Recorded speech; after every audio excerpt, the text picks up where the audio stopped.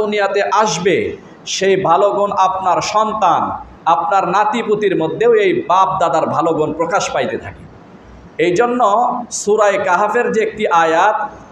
ওয়াকানা আবুহুমা সলিহা, আপনারা যারা কোরআনে পাক তেলাওয়াত করতে পারেন, এই আয়াতের ব্যাখ্যায় সমস্ত মুফাসসিরিন একরাম বলেছেন যেই এতিম দুই সন্তানের বাবা বা তার কয়েক দাদা পূর্বপুরুষ একটা স্বর্ণের প্লেট, বড় একটা প্লেটের মধ্যে কিছু নসিহতনামা লেখে একটি ভবনের নিচে এটাকে দাফন করে রেখে গিয়েছিল, যে সময় মতো আমার পরবর্তী জেনারেশন যেন এটাকে উদ্ধার করে তাদের অভাব অনাটন দূর করে সচ্ছলতার জীবনযাপন করতে পারে।